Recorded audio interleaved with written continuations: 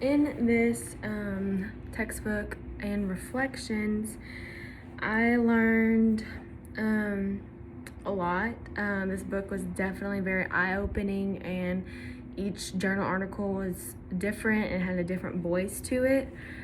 I would say I would recommend this book to anyone because it's very informational, and you also learn a lot about little different things that you didn't know were a problem in social justice, and you learn what you're diverse in and what you're privileged in and what you're oppressed on. I would say I learned a lot about white privilege. I personally am in an interracial relationship, and I have experienced people being rude to my boyfriend but not rude to me, and learning about little microaggressions that can be irritating and infuriating is frustrating because I've never thought of it, and even I have in the past had made my own mistakes. So I've learned that making little comments about a person of African American descent, their hair being a little different, you don't want them to be like, oh my gosh, I love your hair so much. Yes, it is a compliment, but at the same time it's oh, you're different from me, and this is different from what I've ever seen. It's just kind of, it can be taken as a microaggression. I have experienced white privilege before. I didn't know it was really a thing. I haven't really heard much about it until reading this book and reflecting on it.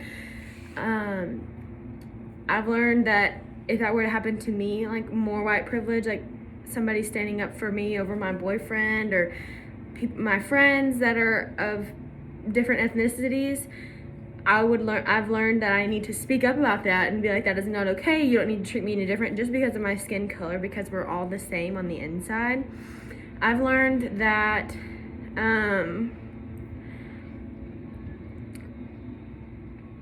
everybody's different in their own way. We all have our own differences, but to judge someone based on their differences is not okay.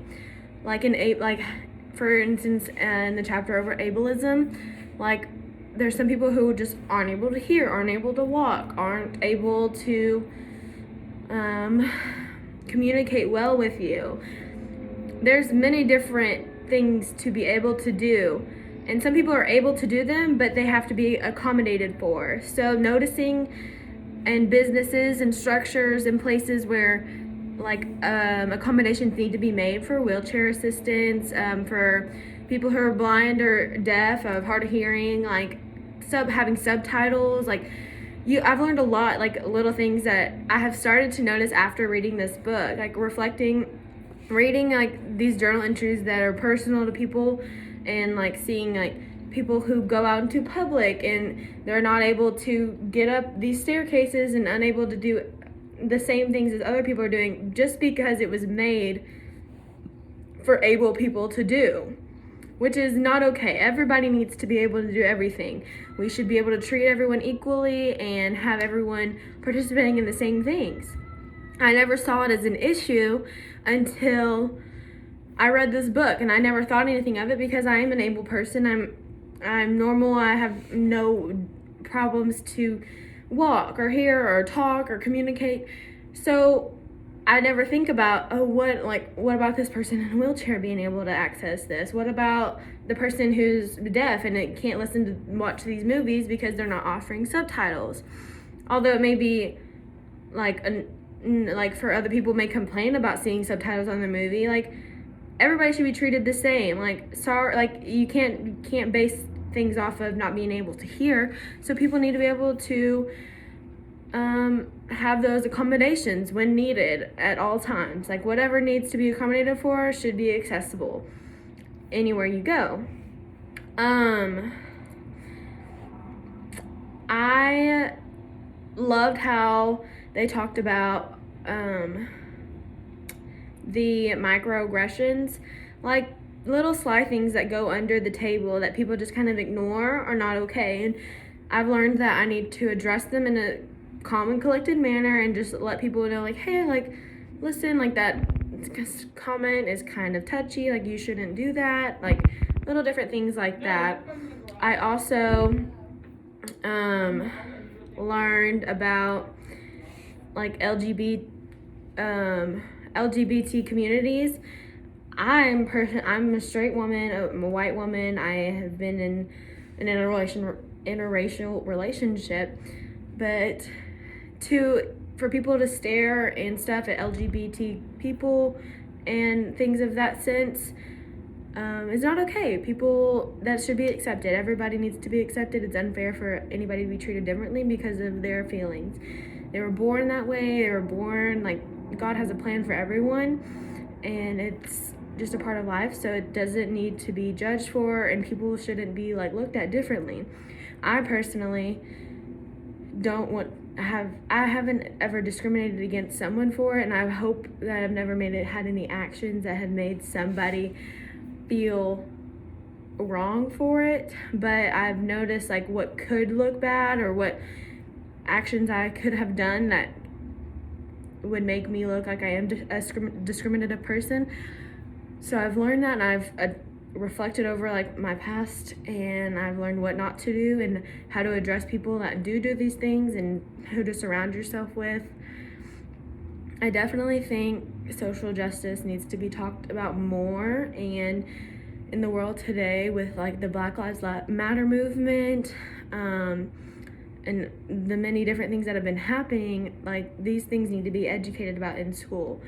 For me, I was never educated about any of these things until I took this class.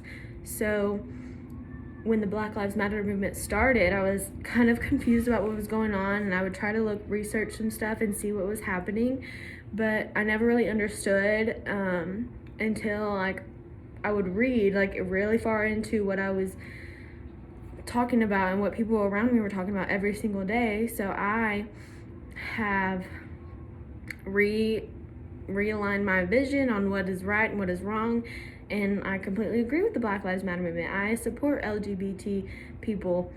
I've learned that I need to listen better to people when they have a problem with something instead of coming back with an argument over it. I need to work on being more of an active listener and reflecting on my thoughts before just speaking out about something and getting more information over something before I just respond, because I'm a person that tends to react instead of respond in the polite way. So if I were to start calming down and actually actively listening to people, I would be able to better respond to different things. And I've learned I need to keep myself updated on situations that are going on around me, to see my stance on things so that I'm not just sitting there, like, shaking my head and looking, like, dumbfounded when people bring up these topics and I have nothing to say. This class has showed me a lot about what to realize around me and, like, little different things that can hurt people's feelings, and it's really opened my eyes on my life and, like, who I surround myself with, and, like, my community I grew up in. Like, there was a lot of people who made microaggressions every single day, and people of African American descent or other ethnicities they like laugh at it and stuff, so everybody thought it was okay, but I just feel like those people didn't have anybody to speak up for them. So if everybody's more educated on those things, like, people in our past wouldn't have made these comments because we would have known, hey, that's not okay, like, I need to address this situation. This class was a real eye-opener for me. I personally had no information about what I was getting into starting this class. I was excited to learn about social justice and diversity in our world today. I have learned that I need to take action and I need to speak up more. I need to listen better. I need to watch my surroundings and speak up for people who can't speak up for themselves or who are afraid to, and know what's right and wrong. I need to communicate better with people to see if things that I have done have bothered them. Thank you for watching.